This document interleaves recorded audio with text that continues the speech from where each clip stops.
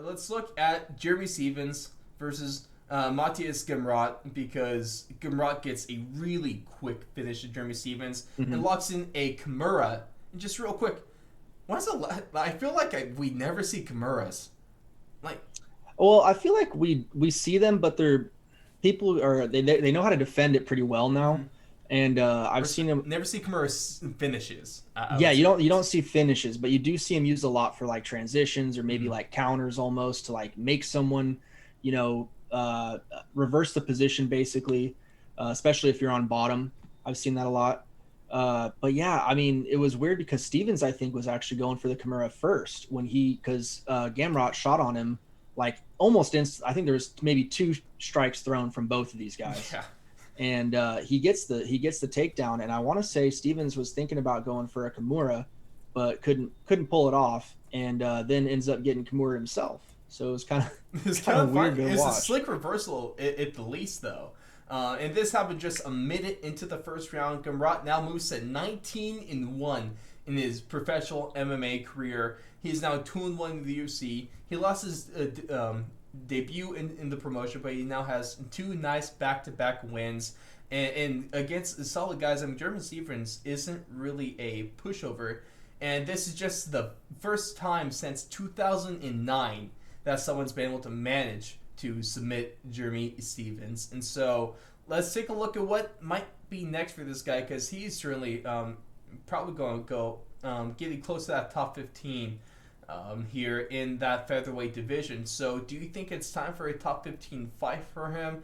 Is That's it a going to be in little the too lightweight early? division. Oh, sorry, excuse me, the lightweight division. Thank you, Blake. That's why you're Got here. you. So are we getting close to that top 15? Are we at that top 15? Or on like that fringe fight where if he gets one, then he'll get the top 15. And of course, with the lightweight division, it's going to be tough either way to be one of the best 15. Yeah, I mean, he could definitely. I think he's proven now that he just beat a guy with a big name. Why don't you give him a guy with a number now? He just beat up Jeremy Stevens in a minute and 5 seconds. So yeah, I say why not give him a guy that's right there near top 15, maybe number 15 through 12, if anyone's available at this time. I'm not sure. I don't have the rankings pulled up. I have to do it Mhm. right Well, now. right now, if you want to take a look at 11 to 15, we got Kevin Lee, Diego Ferreira, Brad Riddell, Thiago Moises, and Armand Sakarian. So Armand Yeah, might be there. Moises, after his loss to Islam Makhachev, might be there. Um, if you want to see where Kevin Lee fits into all this, I think that might be a little bit of a jump. Also, Kevin Lee's looking more for welterweight right now anyway, hmm but he's still in the lightweight rankings. And I'm not really surprised. Are you surprised John Jones is number one pound for pound? Hasn't fallen in a long ass time. So UFC rankings are a little bit weird. Um, yeah. I mean, give him a guy with a number. That's all I got to say. Brad Riddell, Sarukian, any of those guys. yeah. Moises, I don't know. It's usually better matching guys up. I want to say the UFC usually matches guys up wins and wins if Mm-hmm. possible, losses and losses if possible. But So in terms of a fight, the what we'd seen in the octagon, that him and Brad Riddell would be pretty damn exciting. I Brad Riddell and almost anybody besides someone that's just going to lay and pray. Uh, Not Islam Makhachev. No, I'm not saying Islam because No, Islam's exactly. cool. We'll be able He's to cool in my delve, book. right. We'll be able to delve a little bit more in the main event. He is not like Khabib, but maybe not in the way that you would think, or at least that a lot of people are thinking.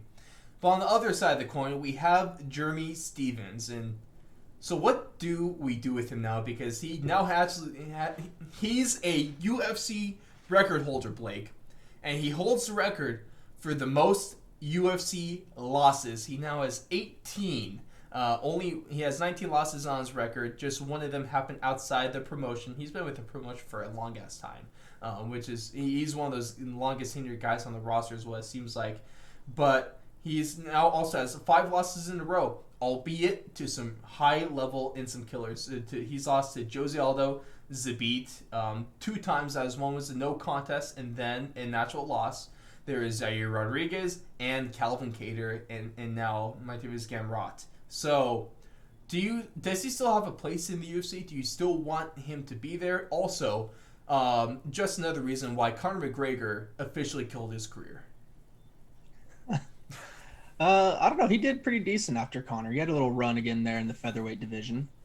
Remember, And he then, beat up our boy Josh, so that kind of oh, sucked. that was That his was a last rough highlight, fight. and that was I hate remembering that because I look at that fight, it's Josh like, dropped him that fight too, man. I was yeah. like, yes, and then it was over. Speaking of which, another UFC talk, another time I'll mention that I need Josh Emmett back in my life. Please get in the octagon again.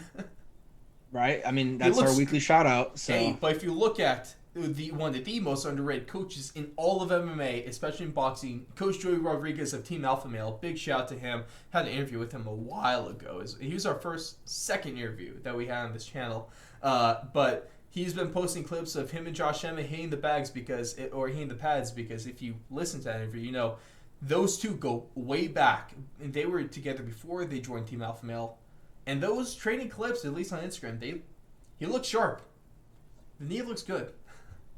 that's good. That's good to hear, and hopefully we start seeing some more things from him. Oh, you Get him bet. back in the octagon. But what was the question again? What do we do with Jeremy Stevens at this point? What would you like to see from him? Are you still excited from a Jeremy Stevens fight, or should we just put him back in there? And so the only fight he's won is a weigh-in in the last like 4 years. Yeah, I was just gonna say the only fight that I'm really interested in seeing with Jeremy Stevens right now is like the Drakkar Close fight, because that's just unfinished business. And Yeah. I mean, if they could make that fight happen, that would be sweet, because that's got some heat to it. I think a lot of people would be invested in that. But I mean, yeah, other than that, I think he's at that point in the career where he's just kind of the, you kind of hate to say it, but he's kind of the journeyman. He's kind of the gatekeeper, and he's not even like he's the gatekeeper of the top 10. He's more like the gatekeeper of almost the top 15, like number 15 maybe. Yeah, it's tough. I would like to still see him fight to see what he has left, but ultimately, he's kind of in the rough spot. Whether He's not a fan favorite for sure, but no. I definitely echo what you're saying. On the octagon. I for sure wouldn't mind seeing him fight again, especially against guys that are on the up, coming up. Mm-hmm. Guys that maybe are a little newer to the UFC, or maybe guys that aren't as good, just to see, can he still supply us those highlight reel finishes? That'd be sweet to see. Well, we could see him in almost I would say maybe like a Andrei Arlovsky kind of role, where Arlovsky doesn't have nearly as bad of a recent record, but he's a non-top 15 fighter, close to the top 15, that's been fighting the new guys that either have to wait a little longer to get into that top 15, or they'll beat him and be able to make it into the rankings. So I think there's a good comparison there, and I still enjoy seeing. But Arlovsky's still in the top 10, right? Top 10, 15. Andrei Arlovsky is not ranked. Not ranked anymore? I thought he was ranked pretty recently. I think earlier this year he might have been. Yeah. Yeah. But yeah, no, because Stevens, he's not a ranked fighter right now. No, they're kind of the same position. Also, if you lose 5 fights in a row, please don't be ranked. Right. Yeah. That goes without unless you're McGregor. Damn. Oh, isn't that way too true, man? I really had to bring me back down with that one.